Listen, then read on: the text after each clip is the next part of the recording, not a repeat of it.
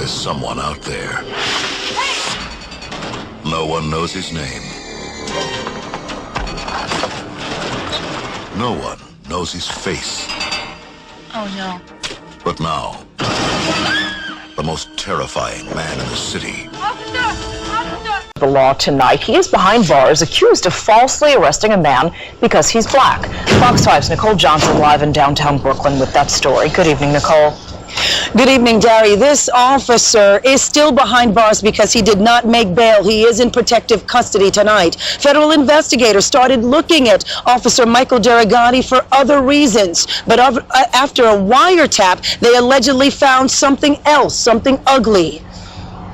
In a recorded conversation with a friend, NYPD officer Michael Derigatti allegedly said, "I fried another N-word." The female friend said, "What? Derigatti, another N-word fried. No big deal." The female friend laughs.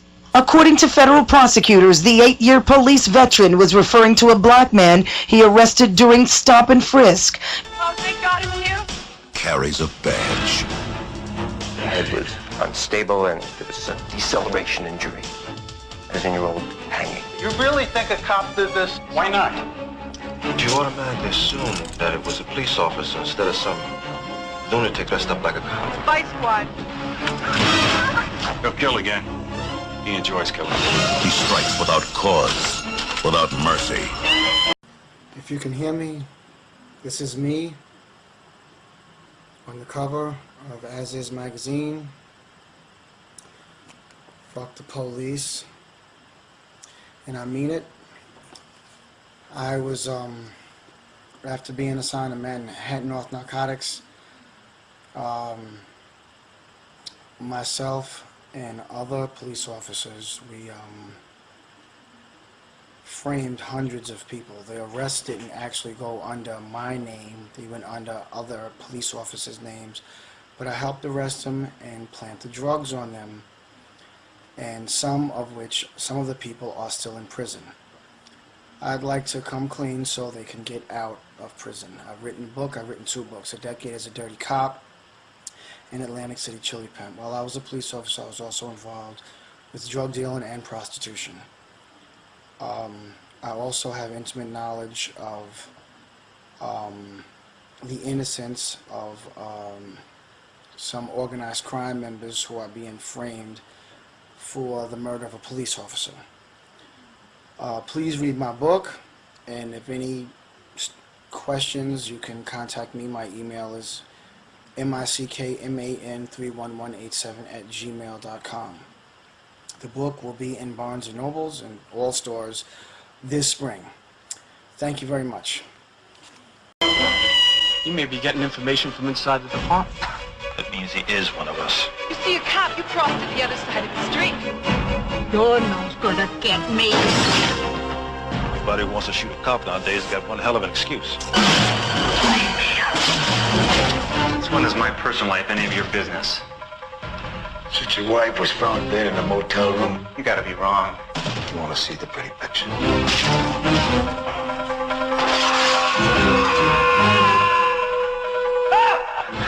Keep your hands where I can see them. Hold on, I didn't do any of this.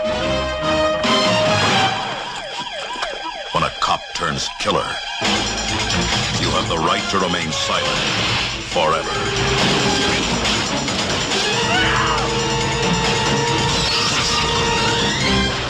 Maniac Cop.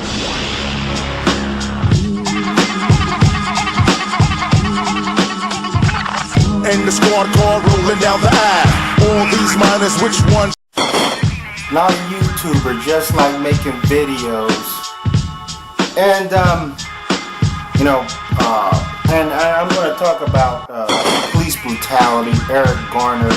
I'm going to give you my view on it and so forth. I'm just not going to just talk about Eric Garner, but, the whole history of the police force with black people, authorities abusing power and such. And I wonder, why didn't I do a video about police misconduct before? You know why? Because I've been doing those silly ass beef vids or whatever, which, if you notice my channel, I don't do none anymore. You know, I refuse to, you know what I'm saying, wallow around in the mud. And I'm seeing other people stop, but it's not worth it. So, you know, I can sit back and I can really give you a quality content and talk about the stuff that I want to talk about. You know what I'm saying? Real issues facing the black commonwealth. And you know, it's you know, as they say, power corrupts. Absolute power corrupts absolutely. And you know, and the police has too much power. You know, and I think about this country, America, and I think about when America has passed, gone away from the scene. How would this country be remembered? You know what I'm saying? Realistically. It's like the Roman Empire. You know, people may acknowledge it for its science, its innovation, its technology, and its military force. You know what I'm saying? Military armada. But, you know, people are going to kind of look at it as somewhat as a kind of like a corrupt place. Like, I know, I wouldn't want to live in ancient Rome, of course, because they don't have flushing toilets. But you see what I mean? You know, and America echoes, you know what I'm saying, the worst of the Roman Empire. And let's look at the situation with the black commonwealth. You're talking about, you know, people who have never asked to be American citizens. You know what I mean? Well, we demanded our rights. But, you know what I'm saying, America, you know what I'm saying, it you know, as, you know, Malcolm X said, Plymouth Rock landed on us. But, you know, we lost our culture and whatever, and we was persecuted, castrated, ostracized, you know what I'm saying, went through the a horrible, you know what I'm saying, we have a very our history and this on this country is, I'm like, it's pretty atrocious. You know, when people look at the history books, you know what I'm saying, if America's still spinning, or if the world is still inhabitable, if the, you know what I'm saying, the white man doesn't destroy everything, you know, but, you know, they're going to look at black people, they're going to be like, God dang, they're going to be like, man, I would hate for, you know what I'm saying, to be a black person living in this nation and this time era, you know, and, you know, and hopefully history will recognize blacks as a disenfranchised people and so forth, that they will have pity for us. You see what I mean? Like when we look at Roman history, of course we're gonna you know what I'm saying, we're gonna have sympathy for the Christians and whoever the Romans persecuted and so forth. But I'm pretty sure if he was living in Roman times, they'll look at the, you know, the nobles or the people in charge will look at these people as dirty, as scoundrels, as inferior, you know. So people can't understand, people must understand that there's definitely a setup here, you know what I mean? It's obvious, you know what I mean? It's so yeah, I'm like, it's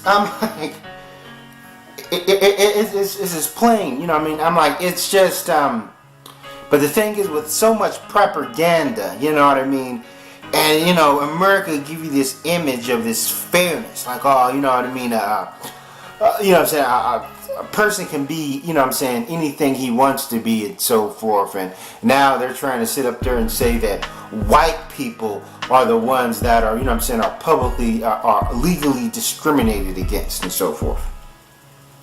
Now let's go into the concept of the police. You know, the fact is, the first police force in this country was created to combat Christmas. You know, Christmas was outlawed, you know, and, you know, Europeans, you know, the white people wanted to hold on to their pagan beliefs and so forth. You know, and the first criminals in this country, the real criminals, were white people. Now that's why the FBI was formed. You know what I'm saying? We're talking about, you know, the mobsters and the people that were formed the gangs of New York. You know what I'm saying? Coming over here from, you know what I'm saying, the old country. And, you know, the thing is with them, that it was, and they felt that they were being treated unfair and so forth. But then white privilege kicked in. And so therefore the Irish people that was bumping heads with the police officers eventually became police officers themselves. The Polish that was bumping heads with the police officers became police officers themselves. But black people, you know, I'm like, you know what I'm saying? We weren't able to become police officers, or not to the level of white people.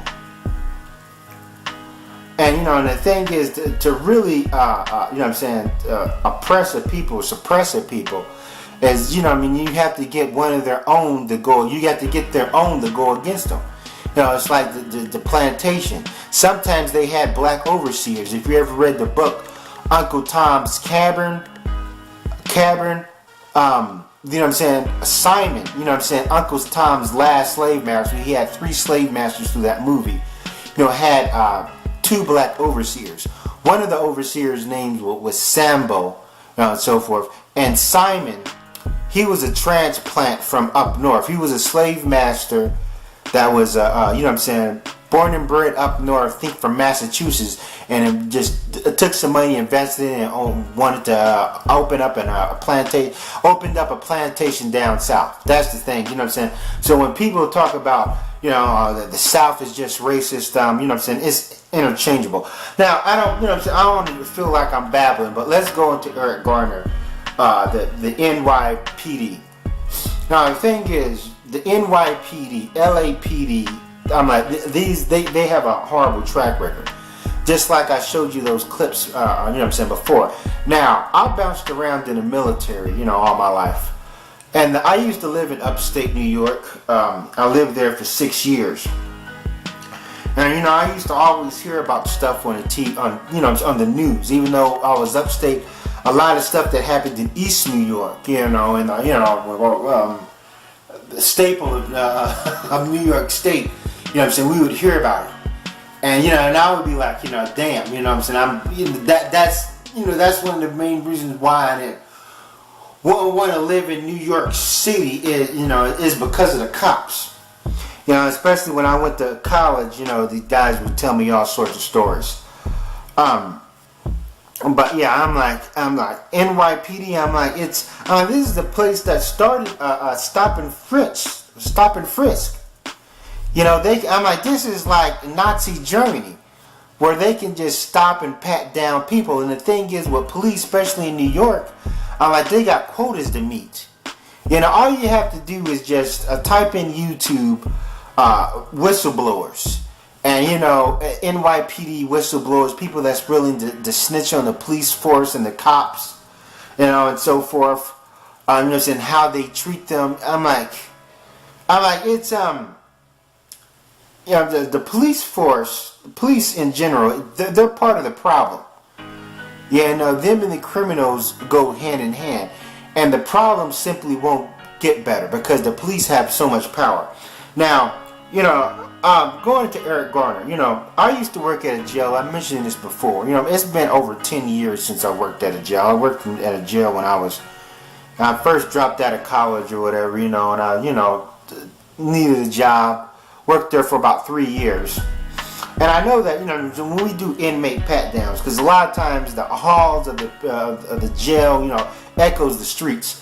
When we do pat downs, or when we do takedowns, you know, when an inmate complains and says, I can't breathe, I'm having a heart attack, having an asthma attack, even though we may feel that it's Boulder Dash, we have to take it in we gotta take it in great consideration. You know what I'm saying? We don't want to take chances, you know, and so forth.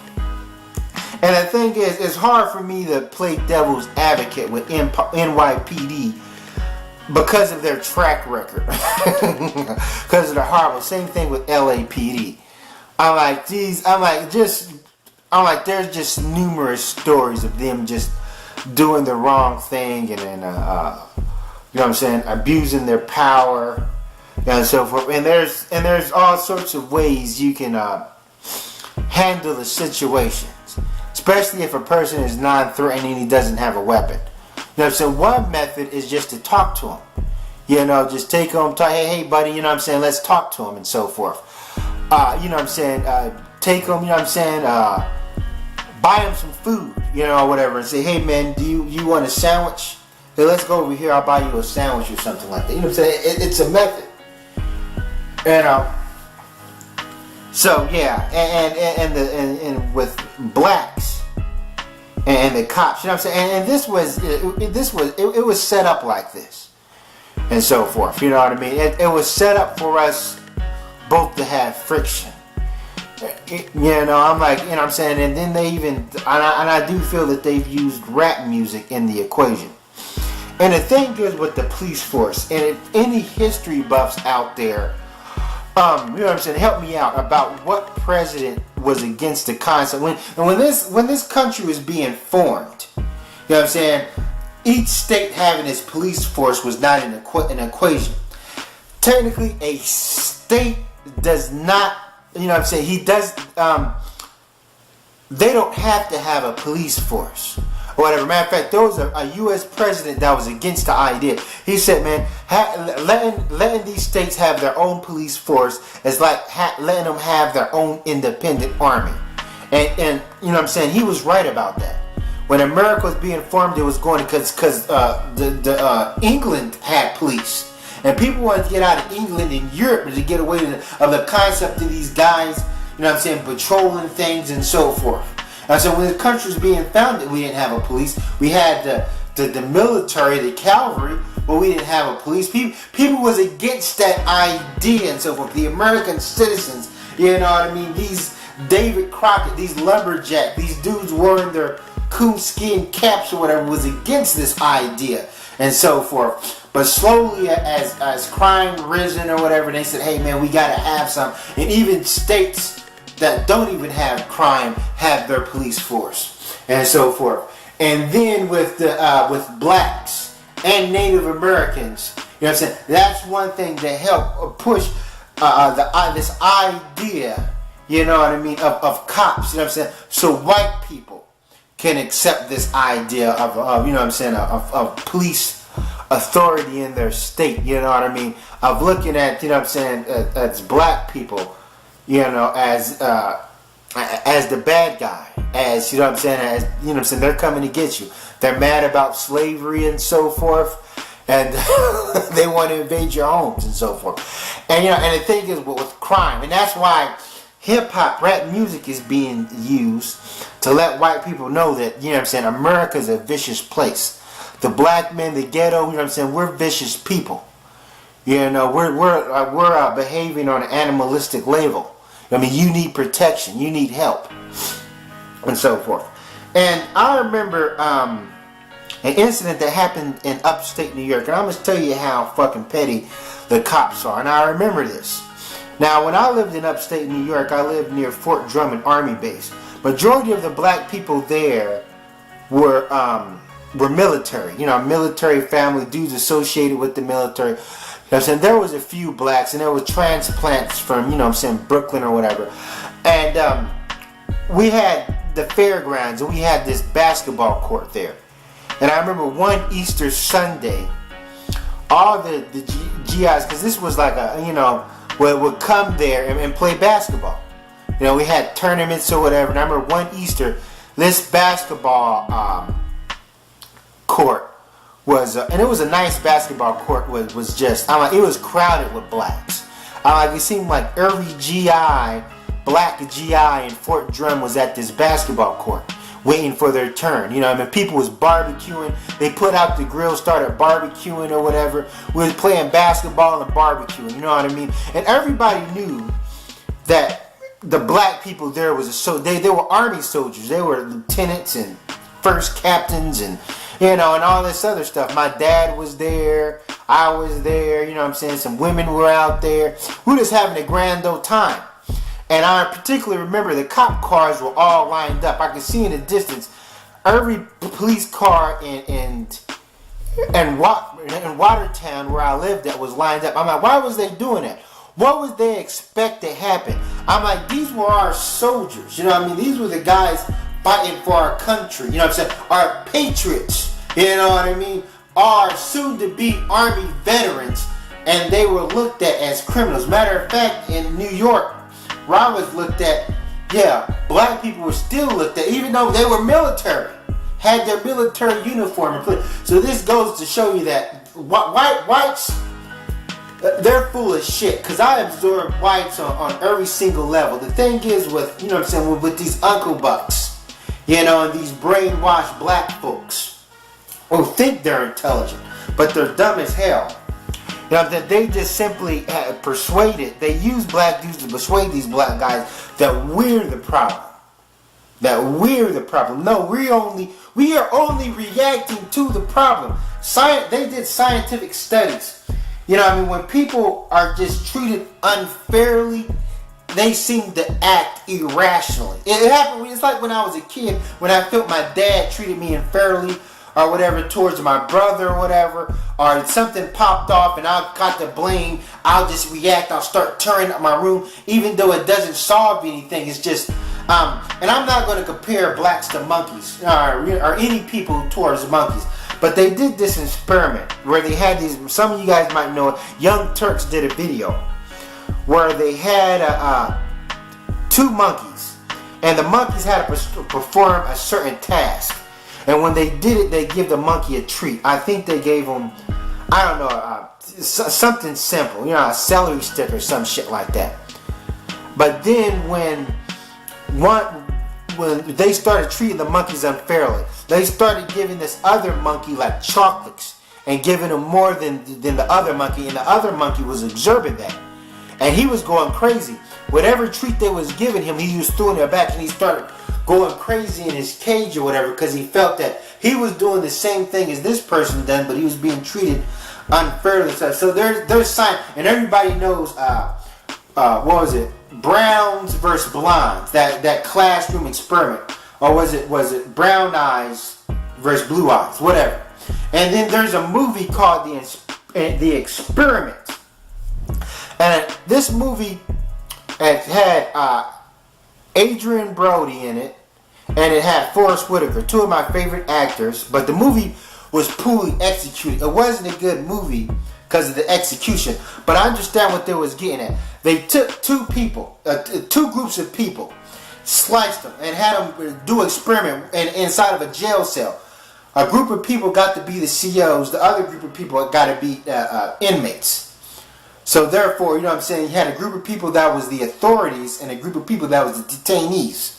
The people that were the authorities, they immediately almost started abusing their power. The people that was detainees started reacting a certain way. They started rioting or whatever, getting into fights, not trusting each other, and so forth. You see, what this experiment has been done before, and this experiment goes back to I think it was Oxford. Some Ivy League college did this experiment in real life. You just take two groups of people, give one group of people privilege, and have other people underprivileged or whatever, and then you see what happens, and so forth. And the thing is with white people, a lot of white people, they're oblivious to the fact, or they simply do not want to realize that blacks were dealt a fair hand and that they have white privilege, and so forth. That they're blind to their own self. But we're going to keep having these incidents with police brutality. You know why? Because when shit pops up, we get all riled up. Eric Garner, Rodney King, and and who else? Oscar Grant. The list goes on. Amadou Diallo. The list goes on. And then, you know what I'm saying, it dies down. And then another incident comes, and then we start, you know what I'm saying, we get amped up and so forth. But that's all I want to say. Thanks for watching it. Sally Forth.